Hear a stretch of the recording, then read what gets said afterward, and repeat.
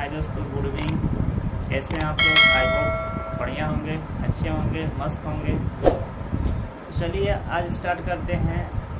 आज से हम क्या पढ़ेंगे, क्लास 12 का जो बायोलॉजी है वह चैप्टर 1 आज स्टार्ट करेंगे। ठीक है, तो आज जो हम पढ़ाएंगे वह बायोलॉजी यानी क्लास 12 का चैप्टर 1 यानी पहला भाग होगा। ठीक है ना, उसके बारे में हम लोग आज जानेंगे।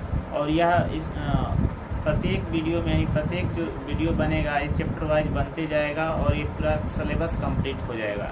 ठीक है ना, तो आप लोग इस वीडियो के साथ बने रहिए और वीडियो को अंत तक देखिए ताकि आप लोग को स्पष्ट में समझ में आएगा। अगर वीडियो बीच में स्किप कर देते हैं तो आप लोग को स्पष्ट समझ में नहीं आएगा, क्योंकि बहुत से ऐसे बात होते हैं जो मतलब कि वीडियो के एंडिंग में बताया जाता है और वो आप लोग को जानना अति आवश्यक है। ठीक है, चलिए आज स्टार्ट करते हैं। आज जो हमारा क्लास 12 का जो चैप्टर पहला है वह है जीवों में जनन। ठीक है ना, क्या है जीवों में जनन। ठीक है ना, चलिए स्टार्ट करते हैं।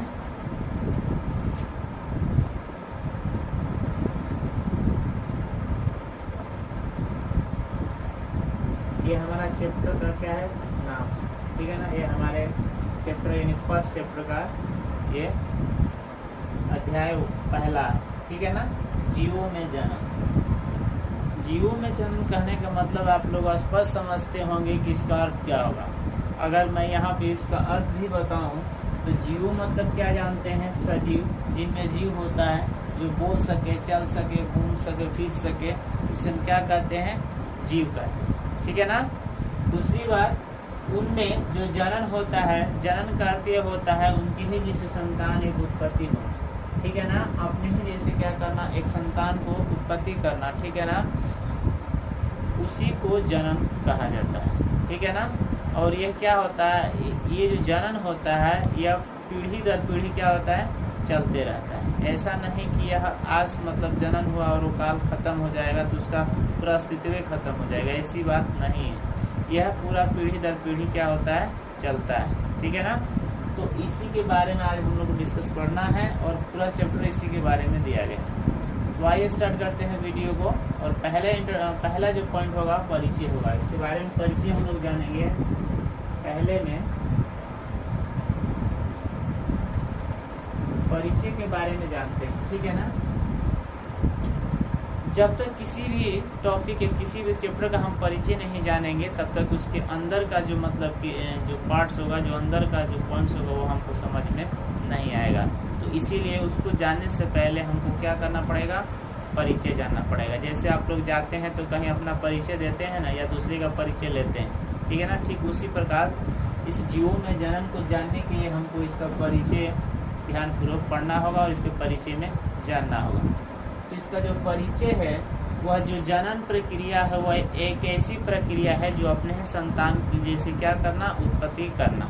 ठीक है ना, यह चीज़ आप लोग याद रखिएगा कि जब भी मतलब कि अगर यदि परिचय पूछता है तो इसमें जरूर ये मेंशन कीजिएगा कि जनन यानी जो प्रजनन प्रक्रिया है या एक ऐसी प्रक्रिया है जो अपने ही जैसे संतान की क्या करना, उत्पत्ति करना होता है। ठीक है ना, और यह जो इनकी जो जनन होती है यह पीढ़ी दर पीढ़ी क्या करती है, आगे की तरफ बढ़ती है। ठीक है ना, इसको मैं एग्जांपल से दे करके समझाऊंगा, पहले इसको आप लोग समझ लीजिए। ठीक है ना, ताकि वो एग्जांपल देखने के बाद आप लोग को समझने में किसी प्रकार का दिक्कत नहीं होगा। ठीक है ना, यह पीढ़ी दर पीढ़ी क्या करता है, निरंतर मतलब चलते रहता है। ठीक है ना, इस मान लीजिए कि एक पीढ़ी ये हो गया, 2 पीढ़ी ये हो गया, 3 पीढ़ी ये हो गया, यानी पीढ़ी दर पीढ़ी क्या करते रहेगा, ये चलते ही रहेगा। ठीक है ना, सपोज मानिए यहाँ पर कोई एक मनुष्य का जन्म है, ये मनुष्य है, तो इस पीढ़ी में यह मनुष्य है तो इस पीढ़ी में भी क्या होगा, मनुष्य होगा, इसी पीढ़ी में क्या होगा, मनुष्य ही होगा। तो वह जो उनका प्रजनन प्रक्रिया चलती है वो पीढ़ी दर पीढ़ी क्या करती है, रिपीट करती रहती है। ठीक है ना, उनके आकारों में भिन्नता हो सकता है। ठीक है ना, उनके शरीर की जो बनावट है उनमें भिन्नता होने का कारण यह है क्योंकि कोशिकाओं से बनी हुई शरीर होती है। और ठीक है ना, कोशिकाओं से बने होने के कारण उन शरीरों सजीवों के जीवों में क्या होता है, वह भिन्नता दिखाई देता है। ठीक है ना, आप लोग देखेंगे कोई जीव छोटा, कोई जीव बड़ा, कोई जीव ऐसे होता है, कोई जीव ऐसे होता है। सभी जीवों में क्या होता है, अपना अपना एक संरचना होता है, ठीक है ना। तो इस प्रकार क्या होता है कि हम इसको कह सकते हैं कि मनुष्य की जो प्रजनन प्रक्रिया चलती है पीढ़ी दर पीढ़ी रिपीट करती है, यानी निरंतर क्या होती है, चलती रहती है। लेकिन जो प्रजाति होती है, ठीक है ना, इनकी जो प्रजाति होती है वह कभी विलुप्त नहीं होती है। प्रजाति का मतलब ये होता है कि यह मनुष्य क्या है, एक जाति है। मनुष्य क्या है, एक जाति है। यह जात कभी विलुप्त नहीं होता है, लेकिन यह जात में आने वाले व्यक्ति क्या होते हैं, वो मर जाते हैं। जो जन्म लिए, यानी जो प्रजनन में जन्म लेकर के जो मनुष्य आए वह मर जाएंगे, लेकिन उनकी जो जाति होती है वह दुर्जवान रहती है, वह कभी मृत्यु को प्राप्त नहीं होती, ठीक है ना। इसको हम चाहें तो इसको हम अलग अलग पार्ट्स में बांट सकते हैं समझने के लिए, ठीक है ना। जैसे कि ये जो हम बताए हैं, जो प्रजाति होती है उसकी मृत्यु नहीं होती है, बल्कि मनुष्य का क्या होता है, मृत्यु हो जाता है, लेकिन उसकी प्रजातियां का मृत्यु नहीं होती है। आप लोग इस तरह का समझिएगा या इस तरह सोचिए, जैसे मान लीजिए हम कभी घर से बाहर निकले, घर से बाहर निकलने के बाद क्या हुआ, रास्ते में एक हाथी को देखा। ये मान लीजिए रास्ता है,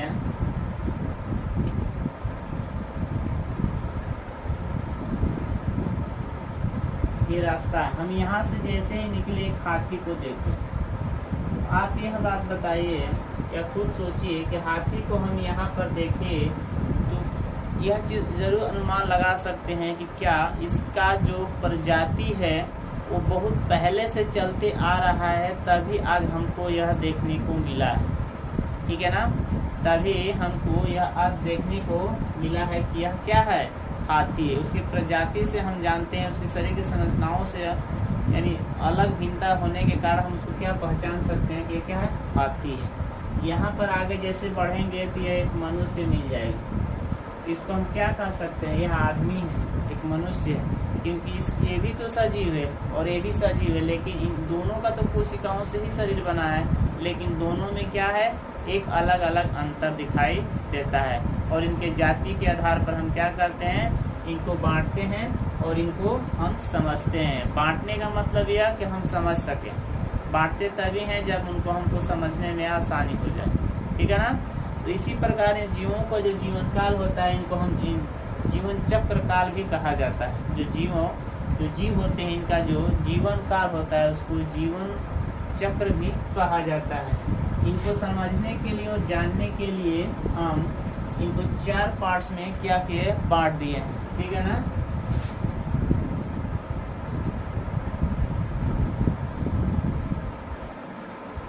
जीवन काल या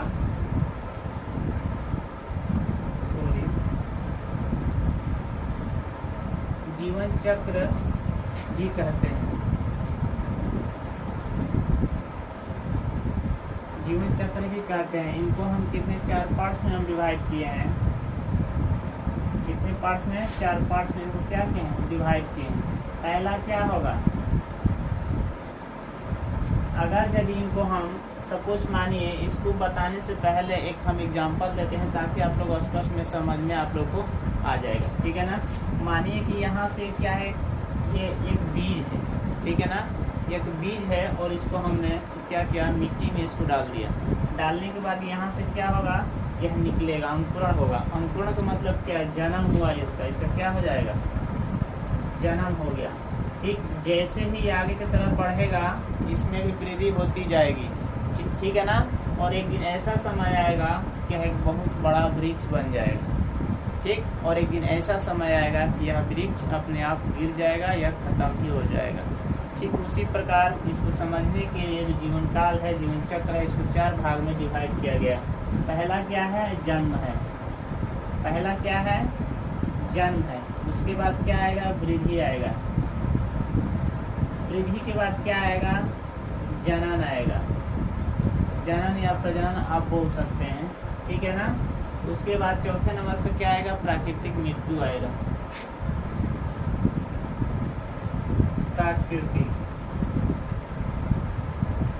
प्राकृतिक क्या हो जाएगा, मृत्यु हो जाएगा, ठीक है ना।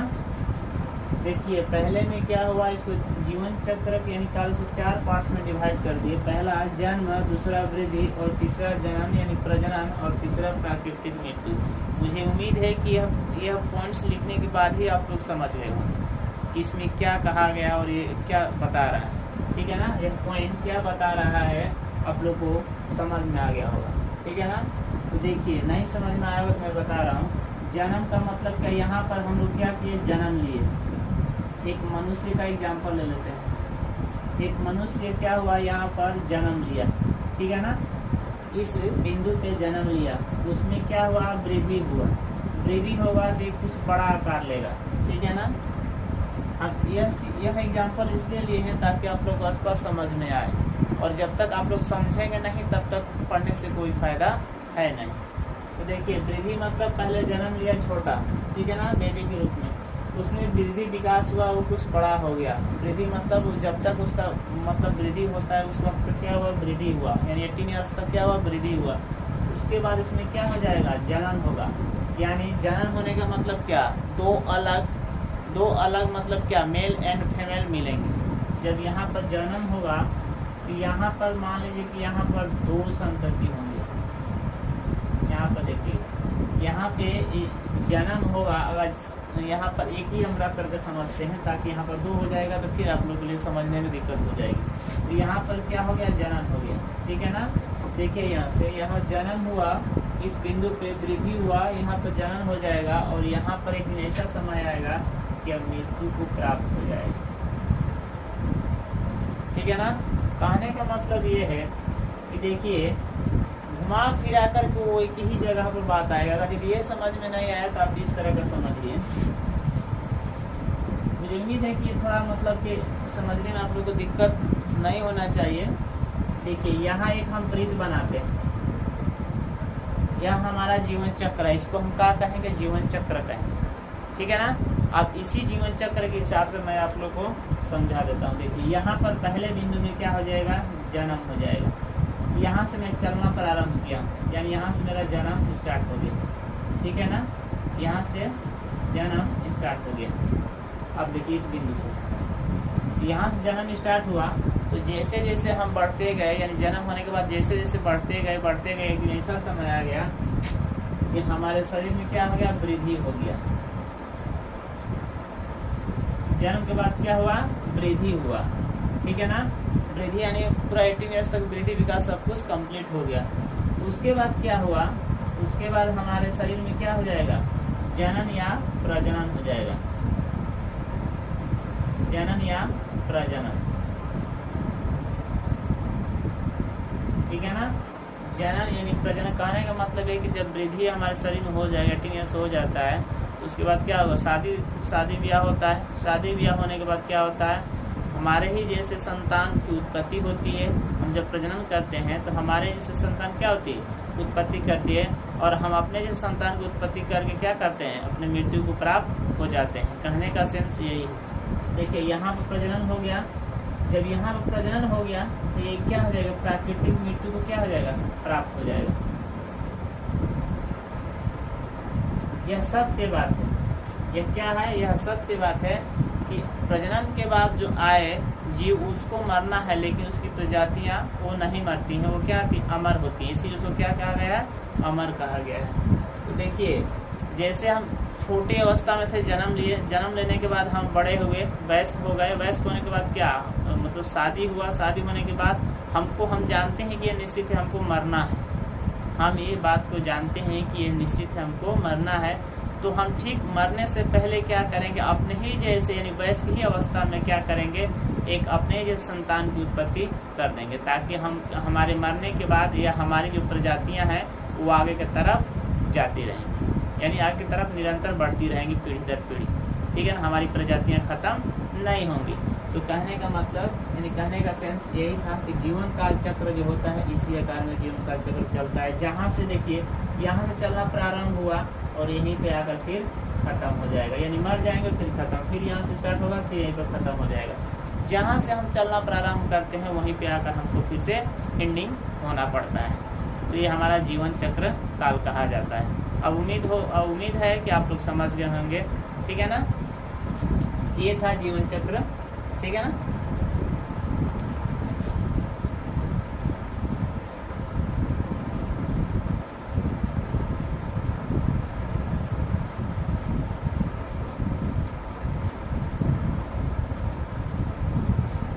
ये था पहला पॉइंट जो इसमें हम क्या पढ़े इसके बारे में हम लोग स्पष्ट जाने हैं, और इसमें जो जीवन काल होता है इसके बारे में हम लोग जाने कि क्या किस तरह का समय होता है, कितने काल होते हैं, किस तरह का हम फिर जहाँ से चलते हैं वहाँ से फिर वापस आते हैं, इसके बारे में हम लोग स्पष्ट जानते हैं। तो अब चलते हैं दूसरे पॉइंट की तरफ। दूसरा पॉइंट जो हमारा है, अवधि समझते हैं जीवन काल का जो समय, इन जीवों का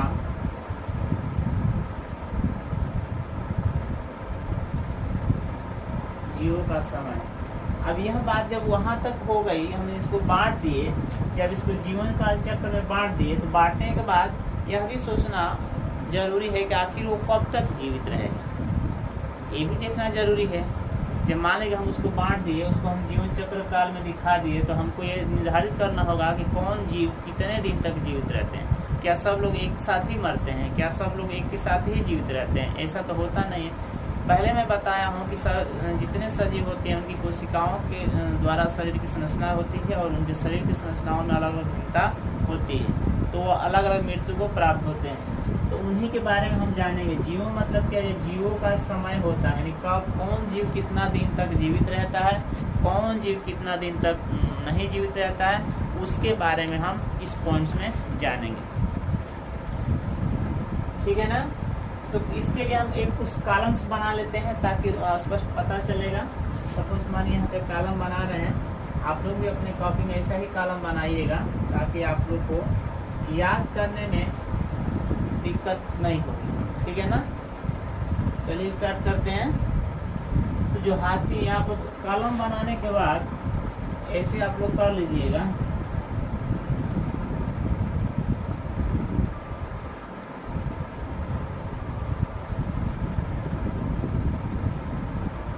एक दो तीन कॉलम रहेगा तो हो जाएगा। इसमें एक सीरियल नंबर के लिए रख लेते हैं, 1 2 3 4, ठीक है ना।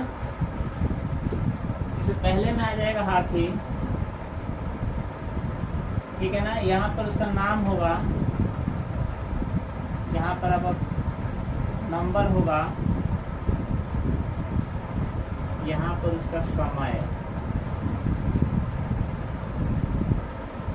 ठीक है ना, कितने समय तक वह जीवित रहेगा, ठीक है ना। तो उसका नाम यहाँ पर रखेंगे, ठीक, और उसका नाम यहाँ पर रखेंगे और उसका नंबर यहाँ पर रखेंगे, ठीक है ना। तो देखिए जो हाथी होता है, हाथी हो गया, गुलाब हो गया, कुत्ता हो गया, ठीक है ना। इन सब का नाम हम क्या करते हैं, मेंशन करते हैं। हाथी, गुलाब, कुत्ता, ठीक है ना, तोता, ऐसे बहुत से नाम है। बस यहाँ पे 4 आप लोग को दिए हैं समझने के लिए, ठीक है ना, ताकि आप लोग इस तरह का और भी नाम इसमें रख सकते हैं। ऐसी बात नहीं कि यहाँ पर सिर्फ इतना ही 4 नाम होगा, और भी रख सकते हैं, ठीक है ना। चलिए एक और हम नाम ले लेते हैं, मनुष्य ले लेते हैं। ये तो मनुष्य भाई तो इम्पोर्टेंट है, अगर मनुष्य इसमें नहीं रहेगा तो आप लोग बोलेंगे भाई मनुष्य कहाँ है, मनुष्य कितना साल जीता है। कोई बोलेगा अरे वो तो 100 वर्ष जीता है, कोई बोलेगा नहीं 60 वर्ष जीता है। तो उसमें भी अनुमान एक लगभग लगाएगा। पहले ही बोल देते हैं यहाँ पर जितना समय जो लगाया गया है जीवों का, वो सब क्या है, एक अनुमान लगाया गया है कि लगभग इतने के बीच वो क्या कहते हैं, जीवित रहते, ठीक है ना। इसका पूरा एक्यूरेट ये नहीं बताया गया, लगभग में बताया गया कि लगभग इतना क्या होते हो, जीवित रहते हैं।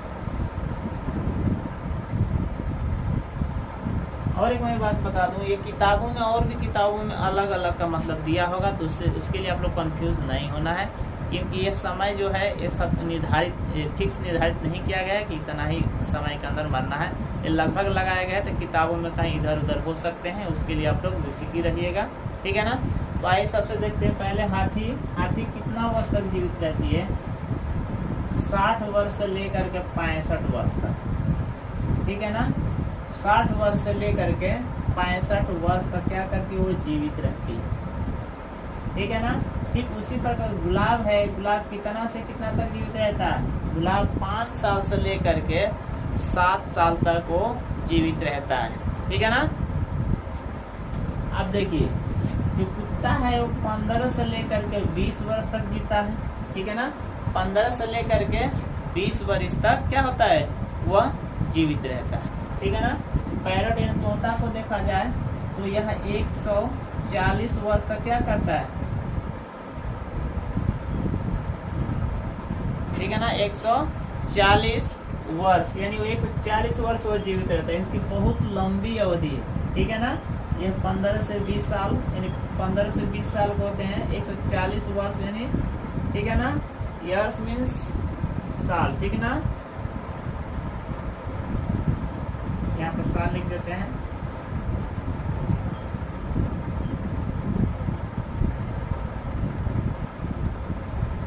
ठीक है ना। यानी 5 से लेकर के 7 साल और 60 से लेकर के 65 साल, ठीक है ना। इस पूर्णता को क्या करते हैं, जीवित रहते हैं। और मनुष्य का लगभग देखा जाए तो मनुष्य लगभग कितना से, ये किताबों में अलग अलग दिया गया है, लेकिन यहाँ पर मैं बता रहा हूँ 60 से लेकर के कम से कम 80 के आसपास क्या करते हैं, जीवित रहते हैं।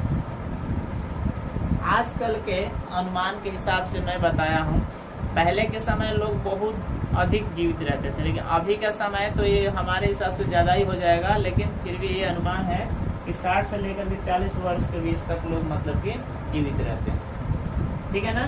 तो इस प्रकार का जीवों का जो समय होता है वो हम लोग इस मतलब जाने कि कौन जीव कितने समय तक जीवित रहता है, कौन सा जीव कितने समय तक जीवित नहीं रहता है, इसी के आधार पर हम इसको पहचान रहे हैं, अन्यथा नहीं पहचानते। क्या सभी सजीव एक ही बराबर थोड़ी ना जीवित रहते हैं। पहले मैं बताऊं कि संरचना के आधार पर वो अपने क्या करते हैं, जीवित रहते हैं और अपने प्राकृतिक मृत्यु को प्राप्त करते हैं। जितने जीव हैं सबका जीव यानी जीवन चक्र काल वही स्टार्ट होता है जो पहले मैं बताया, वही जीवन चक्र है जो स्टार्टिंग यहाँ से स्टार्ट होगा, यहाँ से स्टार्ट होगा और फिर यहीं पे आकर के उसको खत्म होगा। यानी जहाँ पे वो स्टार्ट होगा वहीं पे आकर क्या होना है, खत्म होना है। हाथी 60 से 65 साल जीवित रहती है, गुलाब का फूल 5 से 7 साल जीवित रहता है, कुत्ता 15 से 20 साल जीवित रहता है, तोता 140 साल जीवित रहता है, मनुष्य 60 से 80 वर्ष जीवित रहता है। इसी तरह धान को देखा जाए तो धान 3 से 4 महीना का ही होता है, ठीक है ना। गेहूं देखा जाए तो 3 से 4 महीना का ही होता है, इनका जो समय होता है, ठीक है ना। उसके बाद से मान लीजिए जो हर्ष घोड़ा होता है 30 से 40 ईयर्स मतलब क्या करता है, वो जीवित रहता है। तो इस तरह के बहुत से जीव हैं जो अलग अलग उनका समय काल दिया गया है। आप लोग नोट्स बनाइएगा, उसमें और भी लिख लीजिएगा, इनसे और भी ज़्यादा करके लिख लीजिएगा ताकि आप लोग को स्पष्ट पता रहे, ठीक है ना। तो ये चीज़ तो समझ में आ गया। अब आगे बढ़ते हैं।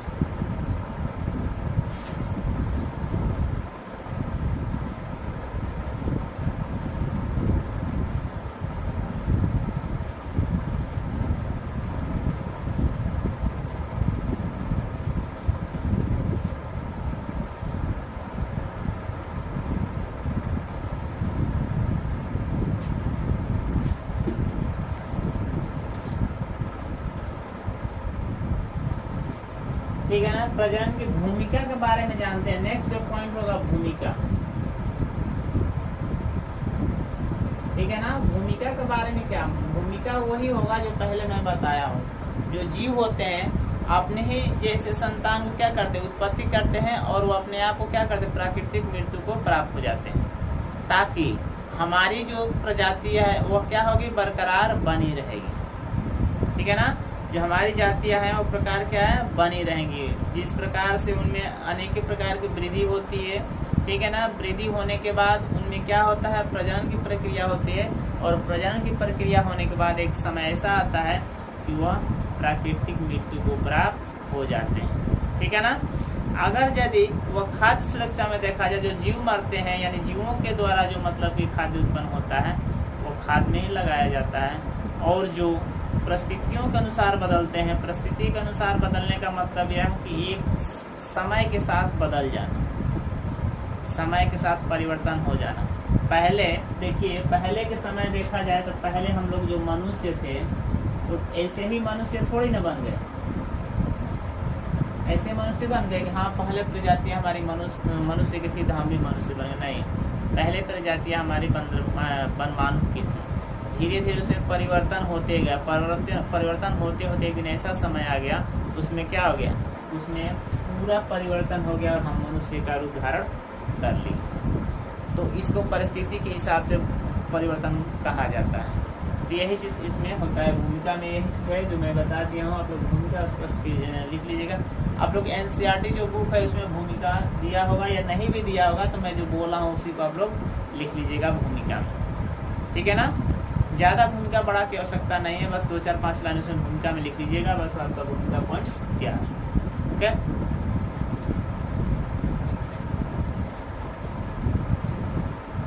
अब अगले पॉइंट के बारे में चलते हैं। और अगला जो पॉइंट होगा वो 4 नंबर होगा, ठीक है ना। यहाँ तक तो क्लियर हो गया कि हम जीवन काल भी देख लिए, ठीक है ना। कौन से जीव कितने दिन तक जीवित रहते हैं, उनको पहचानने के लिए हम क्या किए, उनको अलग अलग पार्ट्स में डिवाइड कर दिए ताकि समझ में आएगा, ठीक है ना। उनका भूमिका क्या होता है, उनकी प्रजातियाँ क्या होती है, कौन सा विलुप्त होता है, कौन सा विलुप्त नहीं होता है, ठीक है ना। उनमें सबसे बड़े सजीवों में एक यह होता है, मनुष्यों में, कि उनका एक डीएनए होता है, वही गुणन करता है और उसी के आधार पर क्या होता है, गुणन करने के आधार पर वह नए संतान की उत्पत्ति होता है, अन्यथा यह नहीं होता तो नए संतान की उत्पत्ति भी नहीं होता। तो यह जीवों में सबसे महत्वपूर्ण एक गुण पाया जाता है, ठीक है ना। अब हम जानेंगे, यहाँ तक तो क्लियर हो गया, लेकिन ये भी जानना आवश्यकता है कि आखिर जनन तो होता है, तो क्या सब में जनन एक ही जैसा होगा। जानवर है तो क्या उसमें भी जनन होता है, जानते हैं। मनुष्य उसमें भी जनन होता है, जो बकरी है उसमें भी जनन होता है, जो चिड़िया है उसमें भी जनन होता है, जो पौधे होते हैं उसमें भी जनन होता है। तो सब में जनन एक ही प्रकार का होता है, नहीं, सब में अलग अलग होता है। और उसी के बारे में अब इस पॉइंट में हम लोग जानेंगे, ठीक है ना। तो प्रजनन कितने प्रकार के होते हैं इसके बारे में जानेंगे। प्रजनन के प्रकार, तो प्रजनन के प्रकार कितने प्रकार के होते हैं। प्रजनन के प्रकार 2 प्रकार के होते हैं, याद रखिएगा। जो जनन का ही है या प्रजनन का ही, इन दोनों जो जनन प्रजनन है दोनों एक ही वर्ड है, ठीक है ना। तो जनन या प्रजनन के जो प्रकार होते हैं 2 प्रकार के होते हैं। एक होते हैं अलैंगिक जनन और दूसरा होता है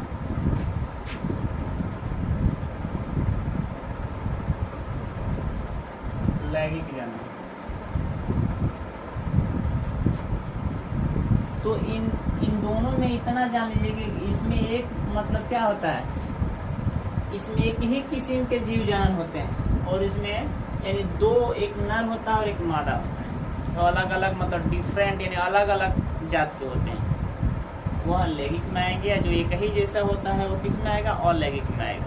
तो इसके बारे में हम लोग विस्तार से जानते हैं, तभी कुछ हम लोग क्या होगा समझ में आएगा, अन्यथा नहीं आएगा। याद रखिएगा, एक ही जैसे संतान की उत्पत्ति करना है क्या, क्लोन कहलाता है।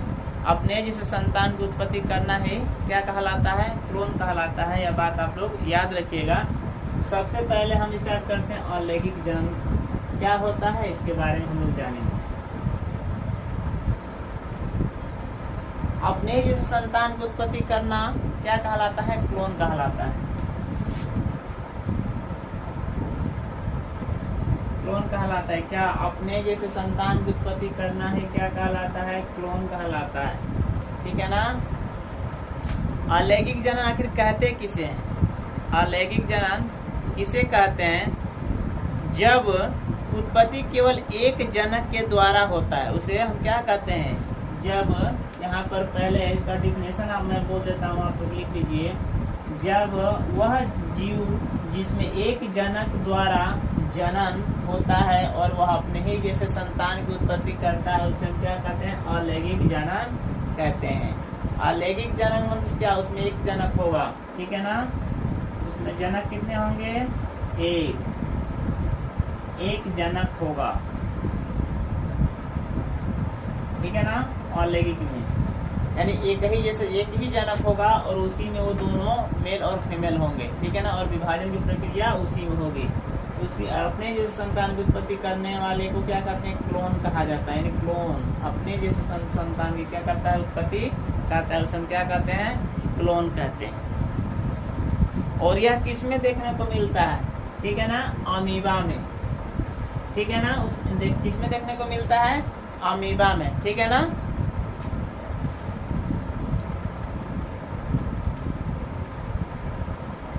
एक चीज और इसमें कौन सा विभाजन होता है, समसूत्री विभाजन,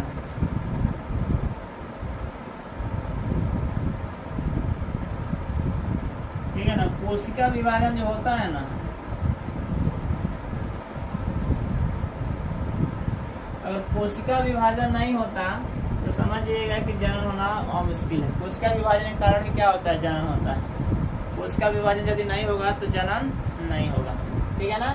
इसमें क्या होता है, अपने जैसे संतान की उत्पत्ति प्राप्त करना ही क्लोन कहलाता है। इसमें एक जनक होता है और इसमें कौन सा विभाजन होता है, समसूत्री, याद रखिएगा। अलैंगिक जनन में कौन सा विभाजन होता है, समसूत्री विभाजन। और इसमें क्या होता है, कोशिका विभाजन इसमें भी होता है। कोशिका विभाजन तो लैंगिक जनन भी होता है, लेकिन इसमें भी क्या होता है, कोशिका विभाजन होता है। लेकिन इसमें क्या होता है, ना कि बराबर भी कभी हो सकता है। तो इसको समझने के लिए सबसे पहले एक डायग्राम बनाते हैं और उसके बारे में हम समझते हैं, ठीक है ना। वैसे तो जो अलैंगिक जनन होता है वो 2 प्रकार का होता है, ये भी जान लीजिए, ठीक। यहाँ तक तो क्लियर हो गया कि क्लोन होता है, जनक एक जैसा होता है, जनक एक ही होगा, और समसूत्री विभाजन होता है और कोशिका विभाजन इसमें होता है। आप समझते हैं अलैंगिक जनन कितने प्रकार का होता है।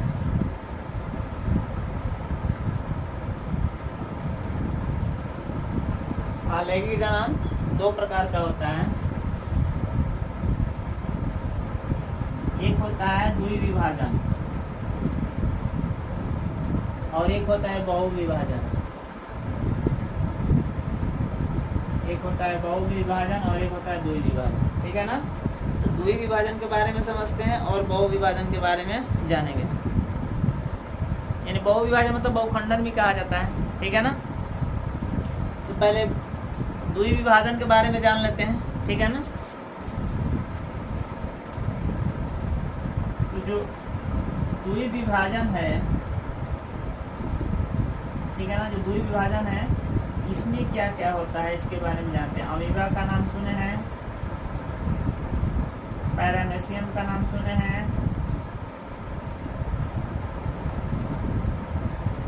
पैरामेसियम, ठीक है ना, यूग्लिना आदि। इन सब में क्या होता है, द्विविभाजन होता है, ठीक है ना। द्विविभाजन मतलब क्या, अपने आप को द्विखंडन कर देते हैं। जैसे पहले समझते हैं, अमीबा को लेकर के समझते हैं। सपोज माने कि अमीबा का कोई चित्र, अमीबा, ये चीज याद रखिएगा, अमीबा का कोई आकार निश्चित नहीं होता, ठीक है ना। जो अमीबा होती है उसके आकार कोई निश्चित नहीं होता है, ठीक है ना।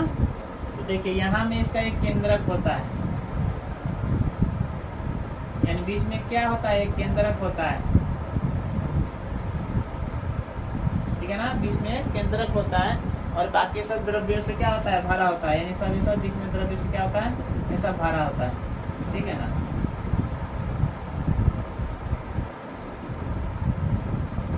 ठीक, ये पहला इमेज है। इसी को हम आगे की तरफ बढ़ा करके आप लोग को दिखा देते हैं ताकि आप लोग को स्पष्ट समझ में आ जाएगा। द्विविभाजन इस प्रकार का होता है। यहाँ पर बस ध्यान देने वाली बात है कि आप लोग इस चित्र को देखते रहिएगा कैसे इसमें क्या होगा, परिवर्तन हो जाएगा। अब यहाँ पर जब हम बनाएंगे तो देखिए यहाँ पर जो अमीबा का हम चित्र बनाए हैं कुछ इस आकार में बन गया, ठीक है ना, कुछ इस आकार में बन गया।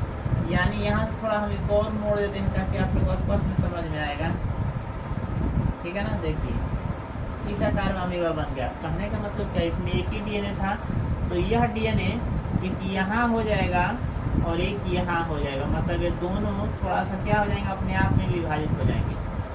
अब यहाँ से देखिए यह डीएनए क्या कर रहा है, अपने आप को विभाजित कर रहा है,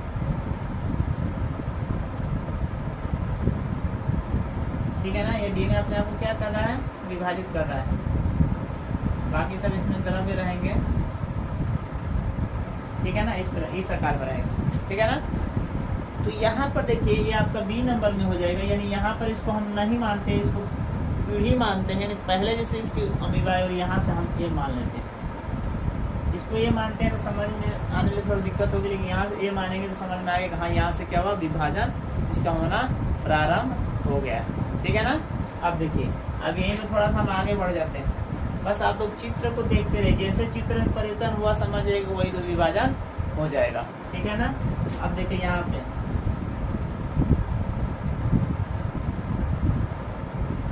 ठीक है ना, यहाँ पर देखिए क्या हुआ, यहाँ पे यह एकदम करीब में आ गया, यानी यहाँ पे एक हो जाएगा और एक यहाँ पे हो जाएगा।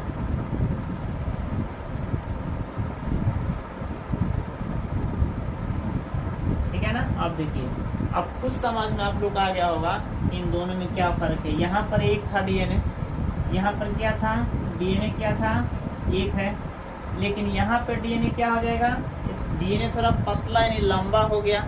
ठीक है ना। आपने ही जिस संतान की उत्पत्ति करने के लिए डीएनए अपने आप को क्या किया, लंबा कर लिया, यानी अपने से डबल कर लिया।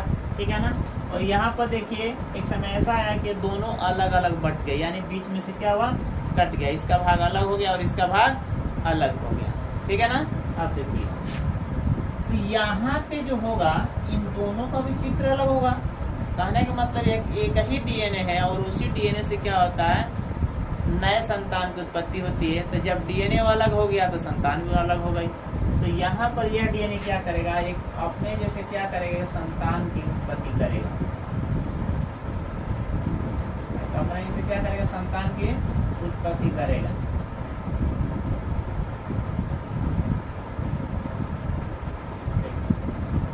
अपने संतान की उत्पत्ति कर लिया कि नहीं कर लिया। अब तो आप लोगों को समझ में आ गया होगा कि द्विविभाजन किस प्रकार का होता है। पहले जैसे था वैसे ही था, ठीक, लेकिन जैसे इसको विभाजन करना था आपने डीएनए को डबल किया, लंबा हो गया। अगले चित्र में देखिए यहाँ पे क्या हो गया, ये अलग हो गए। अलग होने के बाद ये फिर अपने अपने जैसे क्या किए, एक नए संतान की उत्पत्ति करने लगे। लेकिन यहाँ पे एक चीज याद रखिएगा कि जो पहले वाला चित्र होता है क्या होता है, ये विलुप्त हो जाता है, ये अपने आप खत्म हो जाता है। ठीक है ना।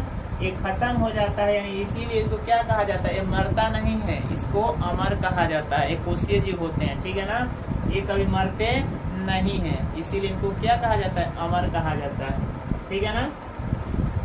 ये चीज तो आप लोग क्लियर मालूम हो गया होगा। ठीक उसी प्रकार पैरामीशियम में भी इसी तरह विभाजन होता है, यूग्रीनान में भी इसी प्रकार विभाजन होता है। ठीक है ना। एक मैं दिखा दिया हूँ, आप लोग के एनसीईआरटी बुक में बहुत से चित्र दिए होंगे, उसमें जाकर के आप लोग देख सकते हैं।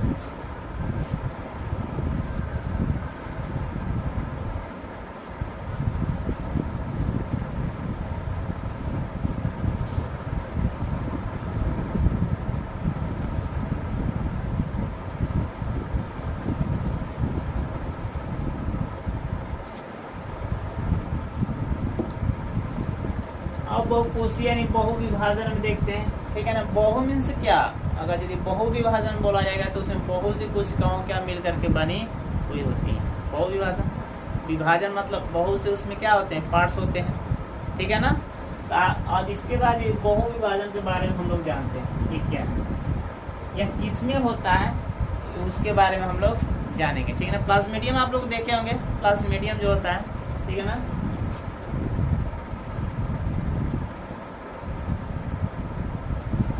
प्लाज्मेडियम देखे ही होंगे। इसी में इसका क्या होता है, विभाजन होता है। ठीक है ना। इसमें क्या होता है, इसका विभाजन होता है। किस प्रकार इसका विभाजन होता है इसके बारे में हम आप लोग को दिखाते हैं। ठीक है ना। देखिए ये जो प्लाज्मेडियम है, ठीक है ना, और कहाँ होता है, देखिए जो बैक्टीरिया होती है ना, बैक्टीरिया इसी में प्लाज्म क्या होता है, इसी में रहता है। ठीक है ना। इसी में तक ये क्या है, प्लाज्मेडियम यही वाला है। ठीक है ना। तो देखिए यहाँ पर प्लाज्मेडियम जो है इसमें क्या रहेगा, प्लाज्मेडियम में एक केंद्रक होगा, केंद्रक के अभाव इसमें केंद्रक अंदर नहीं पाया जाता है। देखिए कुछ इस आकार में रहेगा ये प्लाज्मेडियम है। ठीक है ना। इस प्लाज्मेडियम में क्या होंगे, एक समय ऐसा आएगा कि वो इसमें धीरे धीरे क्या होगा, विभाजन होने लगेगा। ठीक है ना। इसमें धीरे धीरे क्या होगी, बहुखंडन, यानी एक से टूटकर एक, एक से टूटकर एक। बहुखंडन मतलब क्या, इस तरह से समझिए। यहाँ पर मानिए कि यहाँ पे दो है, ठीक है ना, यहाँ पे दो, किसी दो पदार्थ मान लीजिए, तो ये यहाँ से टूटेगा तो इसमें से कम 2 होगा, इसमें भी टूटेगा तो क्या 2 हो जाएगा। अब इसमें से 2 तोड़ दीजिए, ये बढ़ते ही जाएगा। इसमें से 2 कर दीजिए, इसमें से 2 कर दीजिए। अब बताइए ऐसे बढ़ते बढ़ते क्या करें, इस कोशिका विभाजन इस प्रकार का होता है, ठीक उसी प्रकार इसमें क्या हो जाएगा, धीरे धीरे विभाजन यानी कई टुकड़ों में बंटना प्रारंभ हो जाएगा।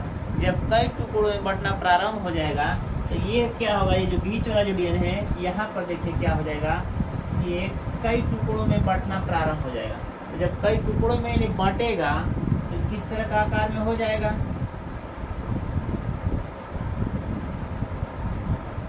कई टुकड़ों में क्या हो गया, बट गया।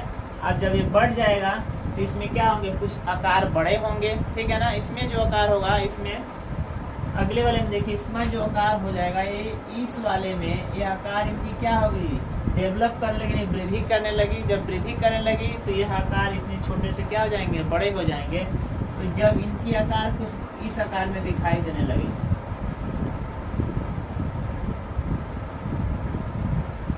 इस आकार में इनकी संरचना दिखाई देने लगी, यानी यहाँ से देखिए इसका जन्म यहाँ से स्टार्ट हुआ और यहाँ पर इसमें क्या टुकड़ों में बटा, यहाँ पे इसमें वृद्धि हुआ और वृद्धि के बाद जो लास्ट वाला इमेज बनेगा, अब इसमें ये क्या हो जाएंगे, यहाँ से लोग बाहर की तरफ गति करना चाहते हैं। यहाँ से ये जितने इसके अंदर मतलब टुकड़े यानी बटे हुए हैं, ये सब क्या चाहते हैं कि यानी यहाँ से निकल करके हम बाहर स्वतंत्र रूप से घूमें।